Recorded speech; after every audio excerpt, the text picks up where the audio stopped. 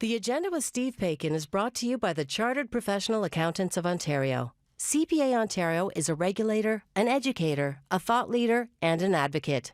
We protect the public. We advance our profession. We guide our CPAs. We are CPA Ontario. And by viewers like you. Thank you. 2020 really has tested all of us, but from adversity, great things can come. Tonight, we'll hear from author and journalist Dakshana Bascaramurty with a truly life-affirming story of how a young father with terminal cancer prepared a profound legacy for his growing son. Then, our Ontario hubs remind us of the life of one of the greatest snipers ever to serve in the Canadian military, Frances Pegahmagabow. And from Ontario's 2020 budget to the American election, we've got the Agenda's Week in Review. It's Friday, November 6th, and that's all ahead on the agenda.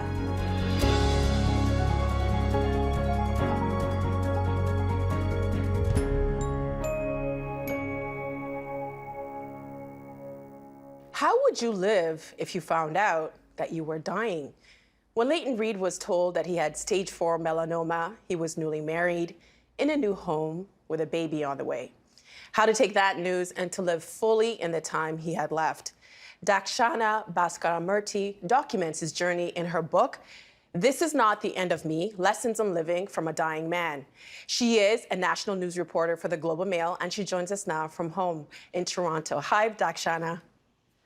Hi, Nam. This book is congratulations on a great book. It must have been really difficult to write because of the relationship that you formed with Leighton.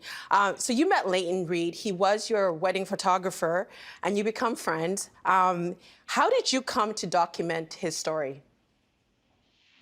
So I feel like most people, hire a wedding photographer and they never talk to them again. And I had a very different relationship with Leighton because we connected so much on my wedding day.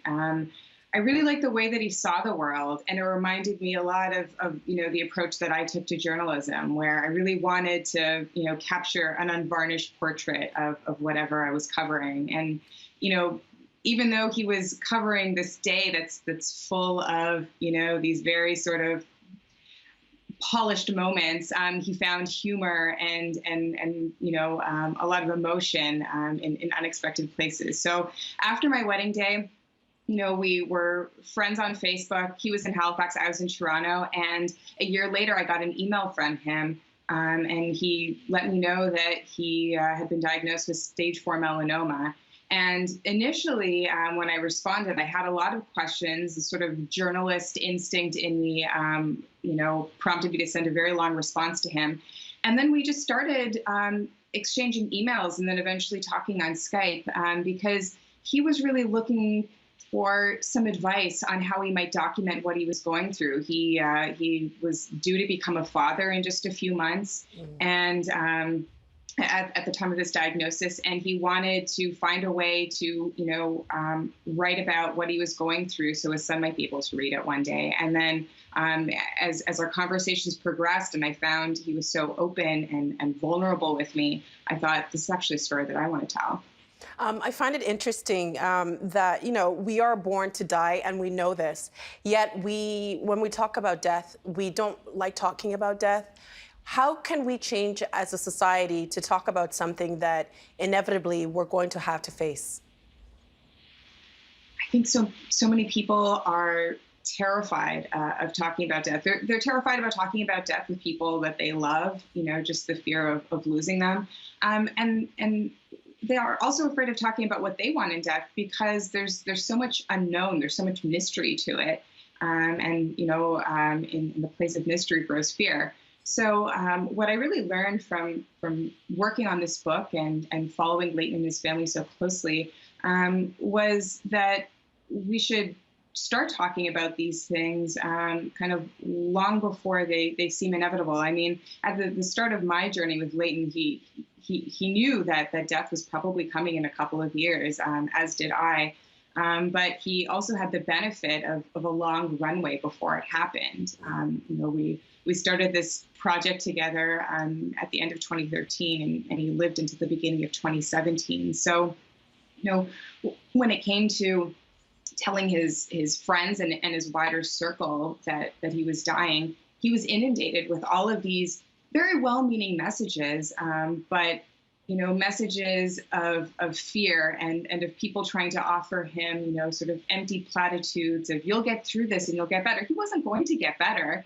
And that didn't offer him very much comfort. I think what he really liked were people who were there to listen to him, people that gave him space to talk about what he was feeling and what he was afraid about, and also people that let him still be alive and still have the interests and the experiences of a healthy person, because, he knew he was dying, but that wasn't the only thing to define him at that stage of his life. When he got the terminal illness diagnosis, he was newly married, new home, expecting a baby on the way. What did fatherhood mean to Leighton? Leighton in his 20s was, that typical bachelor who did not want to get married, did not want to have kids, didn't want to be anchored anywhere, and would be probably like the last guy in his group of friends that anyone would ever think would become a father. But his desires changed. His wife really made the case that they should have a child together, and in his 30s, knowing that this baby was growing inside his wife, his value system just completely reordered itself. And I think a lot of that, had to do with the cancer too. He knew that there was this finite amount of time that he would have with his son. And, the tiniest things, that I think a lot of new parents would complain about were things that he cherished and moments that he cherished. And, his son was only 3 years old when he died, but Leighton's, his obsession in the last year of his life was what he might leave behind for his son. He curated this box of objects that he hoped might give his son a better understanding of what his interests were and what his sense of humor was. And he also called upon all of the people in his network that he'd met, since he was a child, to submit video stories of experiences they had with him. And one thing that I really was moved by was how he invited them to share unflattering stories about him. He really wanted his son to have this full and well-rounded portrait of who he was, flaws and all. I thought that was super interesting because I think we always want our kids to think that, we were great and all this, but I think it puts on so much pressure on them. When you start reading this book, the first chapter is very raw and very jarring. Was that intentional? Yes. So I'm sure my publisher was was a little confused about why I wanted to start the book the way I do. We start in a hospital room, and Candace, Leighton's wife, is, in the throes of labor. She's having contractions. She's screaming out in agony. And then Leighton is just a few feet away, but on the other side of a wall in the bathroom attached to her room. And he's self-administering a coffee enema. And the enema was part of this very intense alternative therapy that he did for a couple of years. He didn't feel the odds were in his favor of going the sort of, traditional route for treatment. So he tried this alternative therapy, and it was very draining, very expensive. And in this, very important moment in his family's life, he was present, but he wasn't present. And I really wanted to establish, what his life was like, and the kind of sacrifices that he was making, and what the stakes were.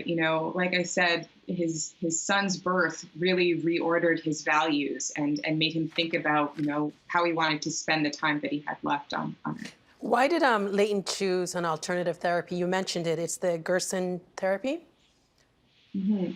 So it's a pretty controversial alternative therapy consisting of juicing, enemas, and a very strict vegan diet. And, a lot of people who are into alternative medicine gravitate towards it. A lot of people with very strong Christian religious beliefs tend to gravitate towards it. It it's not something that has been, approved or recommended in any way by Health Canada or the FDA. But a lot of people in very desperate situations have turned to it, as Leighton did.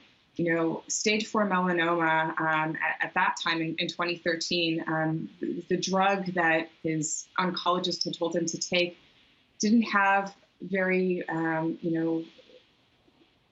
good odds for him. And he was thinking about what, the side effects might be, and was terrified. And this is certainly not a therapy that I endorse or condone in any way. But I came to understand what drives people to choose these alternative routes. I think that when it comes to these terminal diagnoses, people just feel like they have no sense of control. And what this offered Leighton was a sense of control. And unfortunately, I just wanted to say, unfortunately, there were a lot of side effects that came from doing this therapy. And it's not clear, if it did any good for him.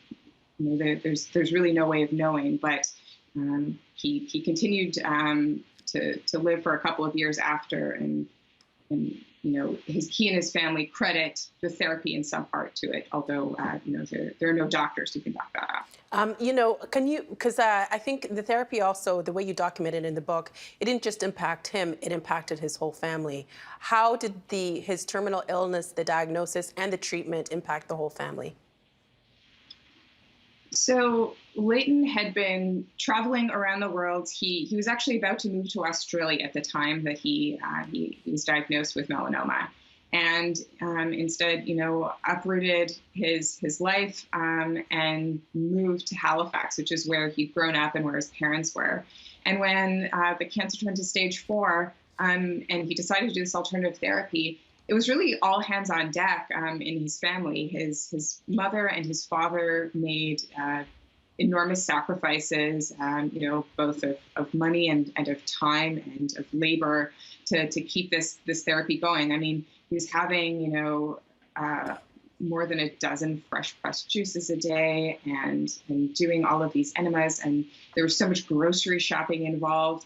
And while this was all happening, he also had a newborn at home, and his wife was trying to nurture this firstborn child, but also trying to pitch in with all of the things that had to be done around the house and to help Leighton again with the therapy. So it was like all of the people in this circle put their lives on hold for a couple of years to help Leighton extend his life.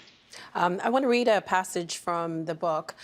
You write in the book, "It was a strange spot to be in. He shared so much with me. Sometimes he confessed, more than he did with Candace and his parents, and Candace is his wife, that our friendship had evolved into something I hadn't expected or prepared for. I recorded most of our conversations and took notes every time we talked, whether I was scrolling them in a notebook or typing them in my laptop. I was now emotionally invested in Leighton in a way I was with any of my close friends. Still, I never lost sight of the fact that I was also writing about him and his family. Sometimes I wondered if he routinely forgot that, despite constant reminders that I was planning to document his story. Or maybe there was some kind of logic that governed all of this. These were intimate confessions now, but months or years down the road, after conflicts were resolved and feelings couldn't be hurt, it was okay for me to publish them." You're not only a book author at the Globe and Mail, but you are a reporter and you have to stay out of the story. This was different.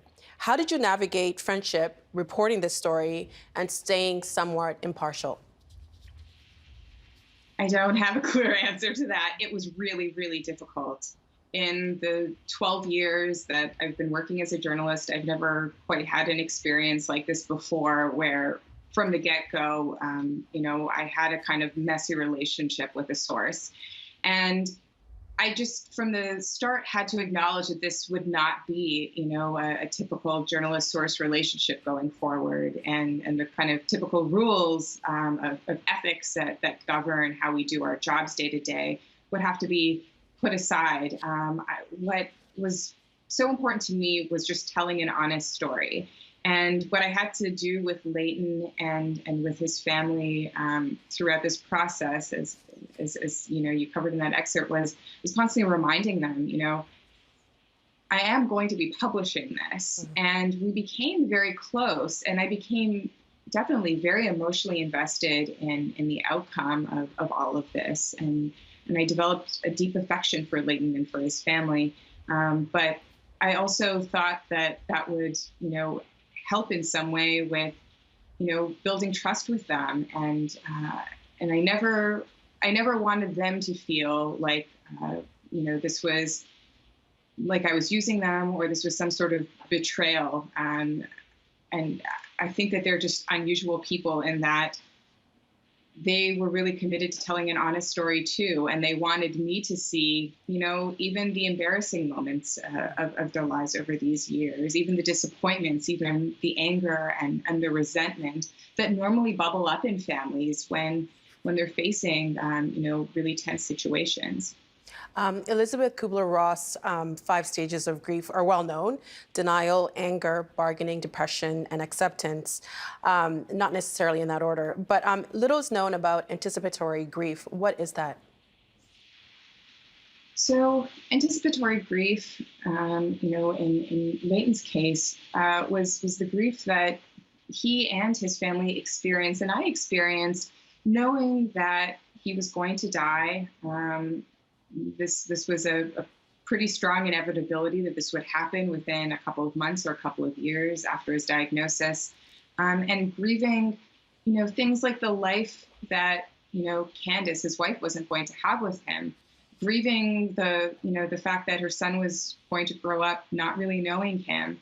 Leighton, was grieving the marriage that he thought would last him the rest of his life. So there was so much to grieve before he was even gone. And that really characterized, especially the last couple of months of everyone's life, when he was about to die. And, I think the thing that made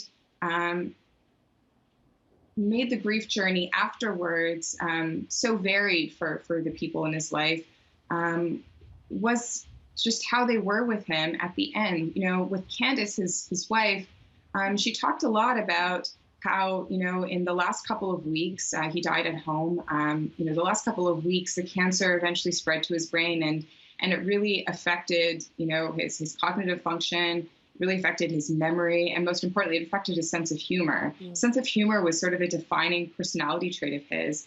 And when that was gone, it felt like so much of Leighton was gone. And so, in some ways, she said that it felt like his body, while, still breathing, while his heart was still pumping blood to the rest of his body, he was still alive in some sense, but in many ways, he was already gone to her. And so, she was grieving for a long time before, he was actually dead.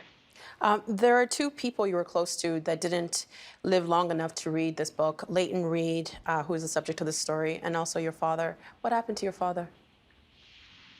So when I was working on the early stages of reporting this, 2013, 2014, my dad was diagnosed with PSP, which is a neurological condition very similar to Parkinson's, and it's drug resistant.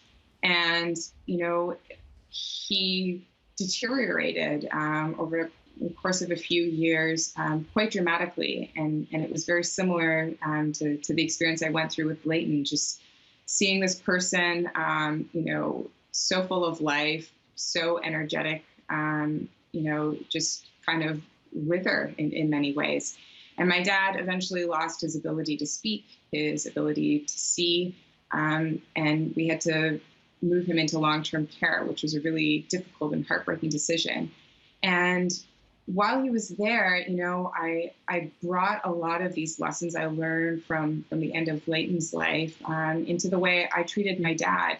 When I would go to visit him in long-term care, we couldn't really have conversations as we had them before, but I wanted so desperately to provide a space for him to feel comfortable and not pitied.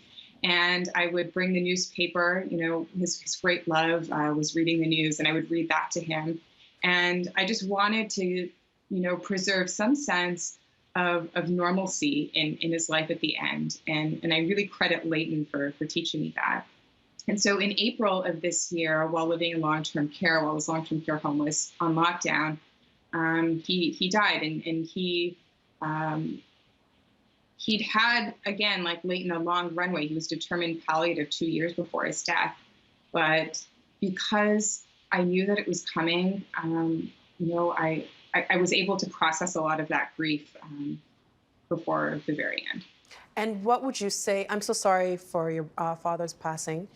I can't even imagine writing a book about someone who's dying and then experiencing that amongst all the grief that's happening around the world. What would you say to people who are watching this or listening to this, how to embrace somebody who is dying?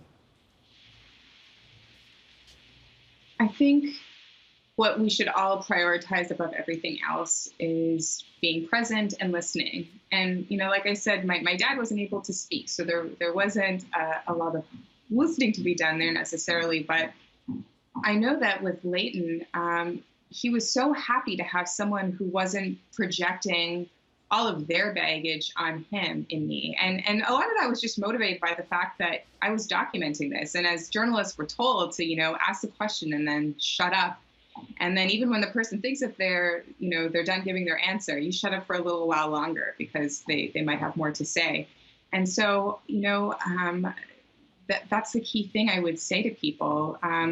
It's so scary already to know that you're dying, but then to have to absorb everything else that other people are putting on you is a really unfair burden that we place on people who are terminally ill. So be present, listen, and if you can, try and do some of the things that you did when this person was healthy with them, now that they're dying. I know that Leighton appreciated so much just the tiny joys of going to a restaurant and getting a hamburger. This is what he did after he quit Gerson therapy, and simply going on trips to the beach with his family. So I think that those were all of the small things that we so desperately need at the end, rather than, a really ambitious bucket list of things to check off. Dakshana, thank you so much, and thank you for writing this book. And I also want to thank Leighton's family, Candace and Finn, and the extended family for allowing us into their world, because I think this book is really going to help a lot of people. Thank you so much, Dakshana. Thank you. As Remembrance Day approaches, it's a good time to recall the life of one of Canada's greatest World War I snipers. Have a look at this profile of Francis Pegahmagabow from our Ontario Hub's field producer, Jayan Jagannathan.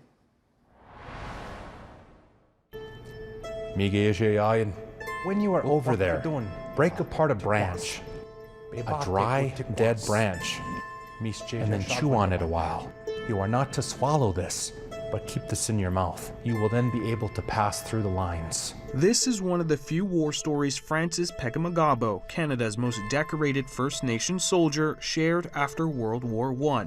He was a skilled marksman, credited with 378 kills as a sniper during his 4 years on the front lines. In some ways, he was almost legendary in the war, and this was amongst the members of his own battalion, because he had such extraordinary successes, not just as a sniper, but also as a scout, helping lead men out of situations, harrowing situations that should have, by all likelihood, ended all of their lives. He also seemed to have this ability to come back with this kind of intel that often would allow his battalion and the greater Canadian forces to make these great advancements. So there became this almost semi-urban legend or battlefield legend about the soldier who could become invisible, or the ghost soldier, as he might have been called by some. Brian McGuinness never met his great-grandfather, but carries his possessions, and more importantly, his stories. And his stories were so far-reaching, so extraordinary, and so impactful to all peoples that they wanted those shared in a forum that they felt they could perhaps never reach. McGuinness is the author of Sounding Thunder, the stories of Francis Pegahmagabow. McGuinness was very close with his grandparents, who at the time were the last living children of Pegahmagabow.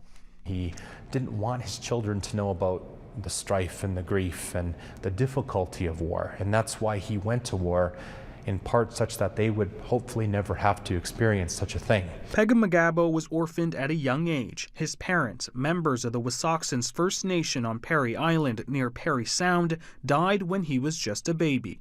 When Britain declared war on Germany on August 4, 1914, the young Ojibwe soldier was among the first recruits. He was among 4,000 First Nations people who served during World War I. He didn't have to serve, but he volunteered, and he served from the start of the war. He was treated as an equal in the battalion.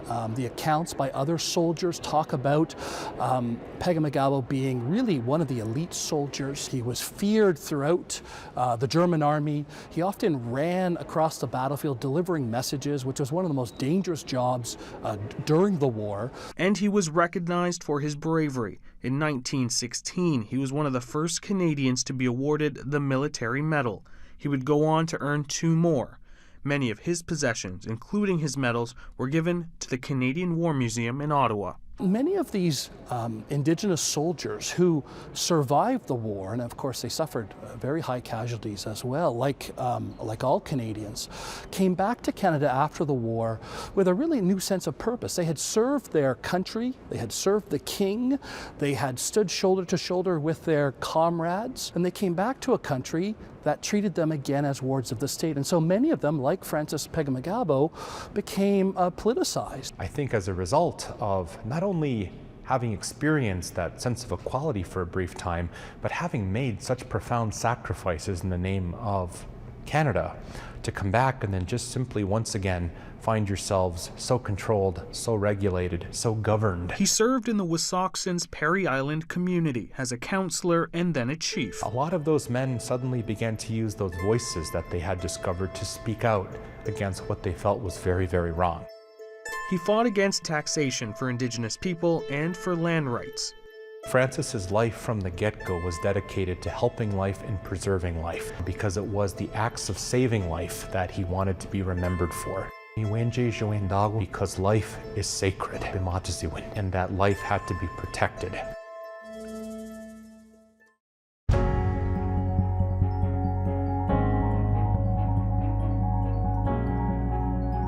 The agenda this week debriefed Ontario's 2020 budget, debated Queen's University's decision to drop John A. Macdonald's name from its law school, learned how charities are coping through this pandemic, and heard from Hamilton's legendary glam punk band, Teenage Head. The agenda's week in review begins with what a contested U.S. presidential election means to the rest of the world. Here's a point that I think we don't make often enough. Trump believes that since he appointed 3 justices to the Supreme Court, he will get the support of that court. And that's actually helpful that he believes that, although I don't agree with him. The 3 justices that he appointed are all social conservatives, defined by their opposition to abortion and minority rights and LGBTQ rights, and not to minimize the seriousness of those kinds of views. Nevertheless, these judges are constitutionalists. And more than that, some of them are what in the United States lexicon are called originalists, where the Constitution ranks holy. I have great confidence that if it comes to any kind of conflict between this president and the fundamental values of democratic practice and democratic process, the court will not support him. And it will make him very, very difficult for the Trumpists and the Trump campaign to take to the streets when justices that were appointed by Trump and a court shaped by Trump do not support the president in these kinds of challenges. So we are a long, long, long way from violence, both in time. This process is going to drag on in an excruciating way, but more important, in practice. But Janice, I can easily imagine, and I bet you can too, if, for example, this gets to the Supreme Court and the court goes against the current president and says there have been no violations of the law here, sorry, you lost, you got to go. It wouldn't surprise me at all to see him up at a podium in front of 5,000 people somewhere saying, and I put these people on the court, and look how they've deceived me, look how they've betrayed me, and then ginning up the whole thing all over again. What do you do then? Steve, I don't believe that's credible. Don't forget, a very short while ago, he was standing in the Rose Garden celebrating his latest appointee as an outstanding person. He's put a third of the members, a third of the judges on this court. He cannot now turn around and say these people are illegitimate and they cheated him on the election. It won't be believable. Well, Timothy Garton-Ash, you wrote this just a few days ago. You said, quote, democracies everywhere must prepare for the contingency of a contested result. How do they do that? So not like we did in 2000, where we were all over the place. And, for example, the German president congratulated George W. Bush and then withdrew his congratulations and then had to restore them weeks later. So I think it's really important that all the democracies in the world, countries like Canada, Britain, Germany, Australia, have a similar position, which is keep calm, watch carefully, and wait to see how that process Janice has just described is played out. And I'm actually with her that if it goes to the Supreme Court and the Supreme Court rules against him, I think senior Republicans at that point will also say to him, you've got to go with it.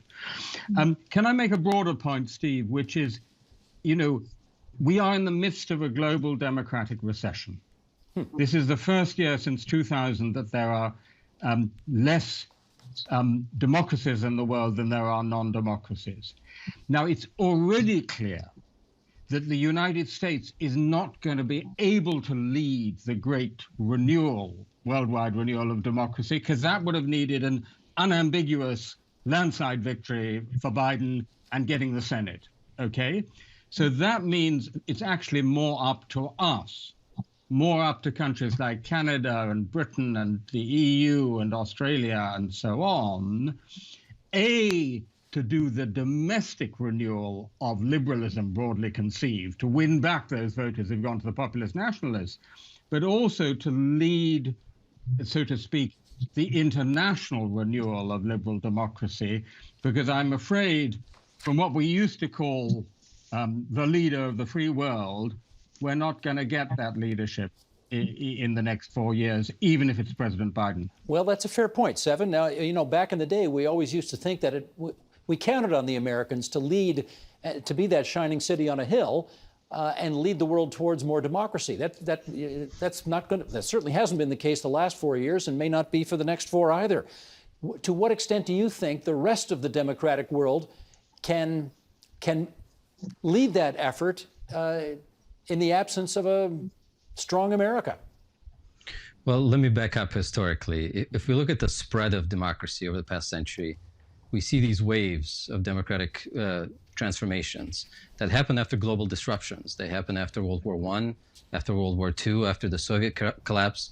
After all these shocks, we see democratic waves that sweep entire regions. But in all three of those crises, the U.S. emerged as the winner, right? It showed that it could survive and triumph in a crisis. That has not been the case in this crisis, as we've already mentioned. The U.S. has not shown itself to be a model worthy of emulation. And I think that's really America's most important contribution to global democracy, not its efforts at democracy promotion, which have often been clumsy and hypocritical, but through its status as a success story, as a democracy that works for its people, as a model worthy of emulation and a side worth joining too. And a lot of that appeal, and with it the appeal of democracy, is tarnished regardless of what happens in the next few days. Now, it's not like China or Russia have come up with better answers so far, and the U.S. certainly does not have a monopoly on what democracy represents.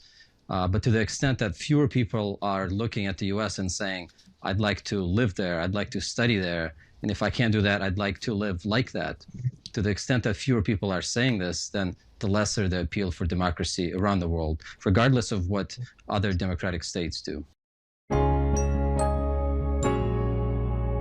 The province of Ontario is supposed to, you actually are supposed to by law, lay out a path to get us back to a balanced budget in each year's budget. You are proposing to pass a little exemption to that this year, saying we're not going to do that. How come? Well, you know, the uncertainty right now makes it very, very difficult for the reason I just talked about. We've got record volatility from private sector forecasters as well, from all of the forecasters that the government uses. So we will try to pass our path to balance and do that when we get to March and the March budget. But right now, quite frankly, Steve, it's just very, very difficult. What we did think was important, though, was to have a multi-year budget. We're the first major jurisdiction to do that. To be fair, Quebec is going to follow us. I think it's next week. Eric Girard, their finance minister as well. It's important for us to move from what was a one-year plan that we launched back in March. You'll remember we were the first government to come out and put out a plan and put out forecasts. We updated those forecasts at the end of the first quarter in August. This now gives a 3-year perspective, and we hope that we're going to be able to go further in the next budget. But right now, the uncertainty is quite high. We want to have as much transparency as we can. And as you know, every quarter, I get up in front of the media and the public, and I update on how we're doing. You are a progressive conservative finance minister. And I know that when you got the job, you did not plan to bring in the biggest deficit by far in the history of the province of Ontario. How comfortable are you having to sign your name to a $38.5 billion net cash requirement this year? Well, you know, we were on track, as you know, to balance the budget in 22-23. We'd made some good progress in that direction. But Steve, everything changed with COVID-19. I mean, this, as I've said, and I said in my speech today, is the challenge of our generation, and it requires resources to make sure that we have the dollars. And I'm sure we'll talk about it, the dollars we're spending in healthcare and education, in long-term care going forward and today. So, you know, I feel just fine about it. I would, you know, rather we weren't in a global pandemic, but we are, and faced with that, I think the only thing that's responsible to do is make sure that we're spending. Mike Schreiner, I can't imagine the folks over at the Frost Block, where the Ministry of Finance is, saying, well, wait a second, we are spending a record amount of money in the province of Ontario in this budget. We are going into deficit with a record sizable deficit as well. I mean, we're kind of, you know, we're damming the torpedoes here and really going full throttle, and yet we hear 3 critics saying that they haven't spent nearly enough. Any lack of, or any discomfort on your part urging the government to spend so much more than they already have? You know, Steve, right now we're in an unprecedented health crisis and economic crisis. The only way we're going to get out of it is to make the kinds of investments, one, to control the virus. What's good for public health is going to be good for the economy. And then secondly, we have to make the investments to have a strong economic recovery. If you look at the 3 scenarios the government put out, the one that if we hit, which shows economic growth, that's the one that will actually ultimately lead to lower deficits. But if we don't make the investments now, we're not going to get there. And I can tell you, as a small business owner, it's very common for businesses to borrow money or access a line of credit to make investments that they know are going to have a high rate of return on that investment. And right now is the time for Ontario to do that. Get this virus under control. Support those small businesses that have been forced to shut down. And then make sure we invest in building back smarter, which is exactly why I've been calling for a green and caring economic recovery for Ontario, so that we invest in the emerging markets and create the jobs of the 21st century coming out of COVID. Don't you imagine, though, Sandy Shaw, that those medium and larger businesses in Hamilton will really appreciate the 14, 15, 16% break they're about to get in their electricity rates? Well, they may appreciate it. It really is important that we have a competitive hydro rate, but it needs to be pointed out that this government who promised to fix the hydro mess has really just made it messier, in my opinion. And they are subsidizing hydro rates to the tune of about $6 billion a year. So take that out of the spending that you think is going to COVID relief. It's supporting the hydro. And, you know, there's nothing in here for residents. I mean, I hear from my residents all the time, and it's so true. They're struggling to pay their bills. They're struggling to pay their rent. And now their hydro bills are going up. And so they get to pay for hydro twice. They get to pay for it now on their tax base, and then they get to pay it on their increases in their hydro bills. So while we need to have a competitive hydro, this government has done nothing to address the real fundamental problem that we have in hydro and hydro rates in Ontario. I do want to ask Mitzi Hunter about that, though, because you know you're a former junior finance minister, and you would have well recognized when you had that role how important it is to have competitive electricity prices in the province. The Ford government now believes that it's made our electricity rates for big and medium-sized businesses much more competitive, allowing them to be more profitable and hire more people. Is that not a good move? Well, let's see how that pans out. It is a costly move, that is for sure, moving costs off of the rate base onto the tax base. And $6 billion is a lot of funding that could be going into hospitals and education and into retraining that is going to be needed for those businesses to have the skilled workforce that they need. So I do think it's important that government picks the lane that it wants to be in to support citizens and to support our economy. This government clearly has done that by focusing on making hydro rates lower, but there is a cost and someone's paying for that, and those are Ontario's taxpayers. I'm going to ask our director, Sheldon Osmond, to bring up those numbers right now because you asked the question, do you believe that the law school building should continue to be named Sir John A. Macdonald Hall? You surveyed nearly 3,000 people, and yes, keep the name as is, came back with 47% support. No, drop the name, was at just a touch over 50% support. Then you surveyed law school alumni who answered the survey, yes, keep the name, 44%, no, drop the name, 38%. But of the current law school students, yes, keep the name, only 21%. No, drop the name, 58%. So the question is, how useful, Mark, was all of that information to the university making its ultimate decision? Right. So, you know, I think we all appreciated going into this that this was a question that would divide people, and it came out as dividing people almost down the middle. Though, as you just noted, law school alumni tended to favor keeping the name. Now, this was an interesting fact in how we understood the responses. It seemed that the graduates up to about the year 2000 tended to favor keeping the name, and then thereafter tended to favor removing the name. So there seemed to be a generational divide here. And then we turned to present students, but also faculty member and staff within the law school. An overwhelming majority tended to want to dename the building. You know, in the end, your question, how do you reach a conclusion on the basis of those numbers? You know, it really wasn't a matter of numbers. It's not just a matter of tallying up votes on one side or the other, but coming to a reasoned decision on the basis of principle. And so that's how we approached it in the end. Melanie Newton, what's your view of what the university has decided to do? I think it reflects the changing sentiment about the role that this kind of naming process and monuments and street names play, that it's not changing these names is not quote unquote changing history. It is acknowledging that history in a fuller and richer way, and that the choosing to name something after John A. Macdonald is to choose to constantly reenact the fact that he was such a crucial figure in the history of residential schools. Jeffrey Simpson, before I get you to weigh in on what you think of the decision, maybe you could just tell us off the top, you do have a rather deep connection to Queen's University, do you not? What is it? So I've been involved in Queen's for the better part of 50 years in different iterations, and it breaks my heart to see what they've done, because this is what I call presentism. You can use other phrases. Presentism is where you have a certain view of society today and how it should be organized and how it should have values that you agree with. And you project back 100, 150 years and say, why didn't they act then as we would act today? This distorts history completely. Put it another way, Steve, we're having a discussion today, November 2020, we all have worked for or worked at certain institutions.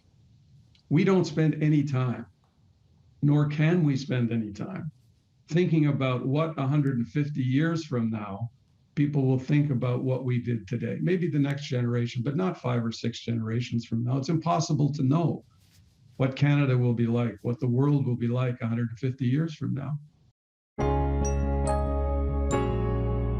When there is not a global pandemic happening, we're going to share some numbers now with what life is normally like for organizations such as yours. This, according to the Ontario Nonprofit Network, last year there were 58,000 nonprofits and charitable organizations in the province of Ontario, and of course, TVO is one of them.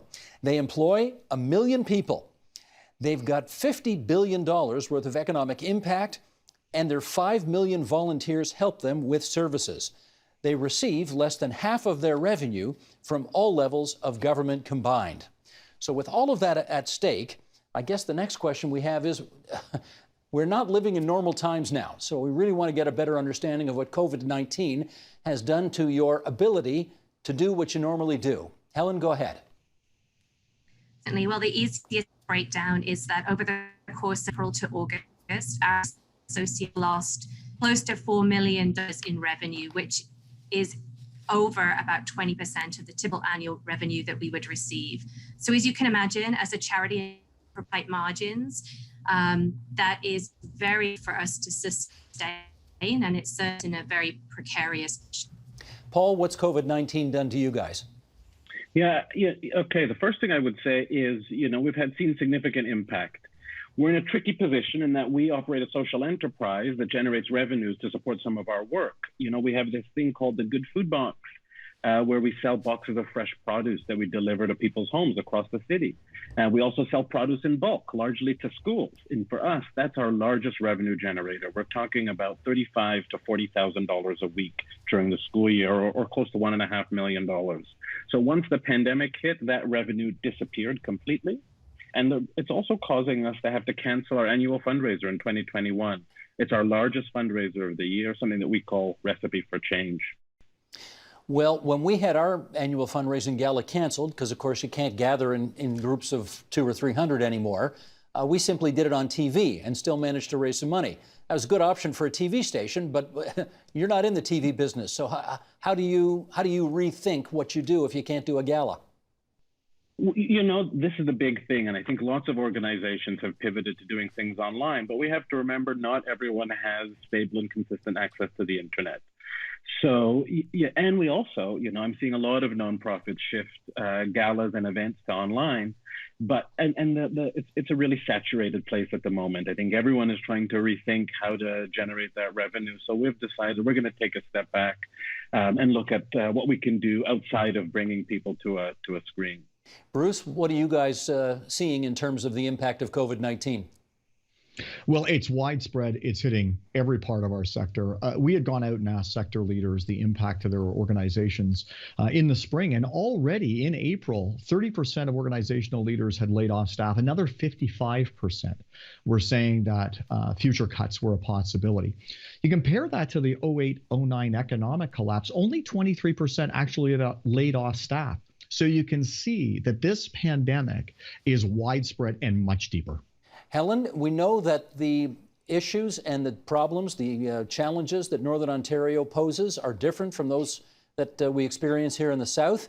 So how are you encountering COVID-19 challenges, say, differently than other charitable organizations south of the French River? Well, I'm not sure that there is all that much that's different. The challenges are the same. We probably have some advantages with our geography in the sense that the number of COVID cases aren't as high up here in the north.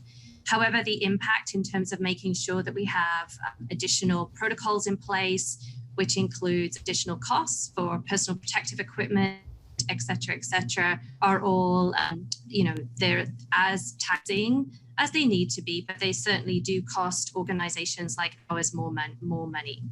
I would also echo the point that Paul made, that as we have tried to move a number of our programs and services to virtual world, that is great in the sense that we've been able to pivot quickly, but certainly here in the north, access to the internet is not either reliable or widely available for everybody. And then in addition, a number of the vulnerable sections of our society that we are trying to do to support on the basis, but certainly with more emphasis during the pandemic, don't often have access to the devices. as I alluded to in the introduction, this is not just a documentary about a group of guys that decide to get together and play music.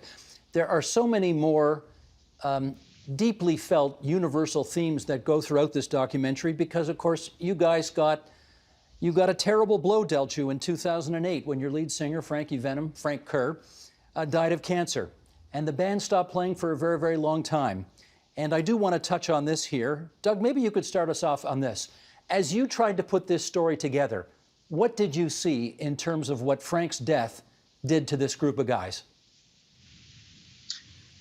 Well, I saw the death of Frank as the beginning of the ghost of Frank. That I think, you know, in the film we talk about Gord before and after the death of Frank. And I think that when you crystallize something as potent as what happened with these guys, and it happens as far back as high school, and then that becomes a friendship and it's a creative relationship like that, and it evolves over time, and then one day it's gone.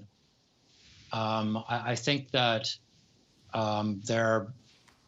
that has really been a struggle for Gord, and the film tries to set up what then becomes the ghost of Frankie, you know, right up until now. I mean, you asked Gord about it, and I think what was interesting was the very first shoot happens. We call it the Warner sessions, and Gord has found tapes from 20 years ago in his closet.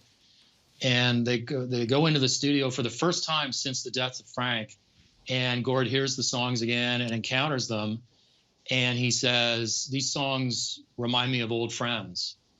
They remind me of Frank. I think about him every day. I miss him a lot." And that was our first shoot. And for me, that instantly kind of organized the film and all of the story threads that we would need to kind of follow through to the end. I see that Frankie's been dead for 12 years, and yet Gord and Stephen, you are both still clearly deeply affected by his absence in your life. Gordon, can you talk about the depression that you went into as you tried to deal with the loss of this great best pal of yours? Well, I could tell you that one thing, and that was at the funeral home. And I remember just standing out by myself in front of the funeral home, and it hit me that I'm never gonna laugh like that again. The way Frank would make me laugh. Like, he brought so much joy. He was a pain a lot of the times, but I think that comes with geniuses and artists like that. But his wit and sense of humor was actually just so influential on me. It was I never tired of it, and it was a very deep feeling of loss that this one of a kind person is now gone, and I mean, you're not going to find anybody like him. Like there's only one Frank Kerr on this earth. And there's something so unfair about a guy who was the lead singer for a group dying of throat cancer. He didn't last too long after he was diagnosed. Well, let's play another clip from the documentary, and we'll get a little more understanding of this issue. Go ahead, Sheldon. Let's play the next clip.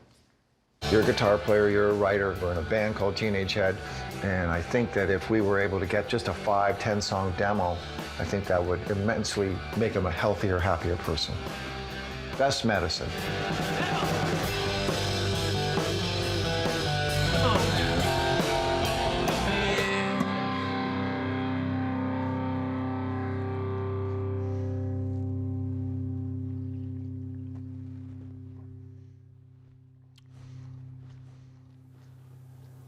Part of me doesn't want to do it anymore at all. Steve, there are you guys all excited about getting the gang back together, and there is Gord clearly feeling something else. How tough was it for you to try to convince him that there was value in the music making him feel better? Oh boy, it just wasn't something I thought had to end when we lost Frank. It took a while. There was certainly a long period of grieving, and we knew there was going to be fan backlash if we tried to keep going without him. But the songs that Gord has written, they're just so great, and the fan base has been so loyal that to me it was just we're doing this. We're ready, and you know, I know you struggled through it, Gordy, but you played amazing. You blow my mind sometimes with that guitar. Thanks, Steve. That's just some of what we covered this week on The Agenda. For more, including the full conversations, you can visit our website, tvo.org, our YouTube channel at youtube.com/theagenda, or our Twitter feed, twitter.com/theagenda. And that's it for this Friday, November 6, 2020. We begin next week with a look at how the province will deal with its multi-billion-dollar deficit, find out how virtual learning is going for Ontario kids, and talk to Toronto Raptors head coach Nick Nurse about his book and, well, everything basketball and beyond. I'm Nam Kiwanuka. Thank you for watching TVO and for joining us online at tvo.org. Have a terrific weekend, and Steve, we'll see you on Monday. The Agenda with Steve Paikin is brought to you by the Chartered Professional Accountants of Ontario. CPA Ontario is a regulator, an educator, a thought leader, and an advocate. We protect the public. We advance our profession. We guide our CPAs. We are CPA Ontario. Ontario Hubs are made possible by the Barry and Laurie Green Family Charitable Trust and Goldie Feldman. And by viewers like you. Thank you.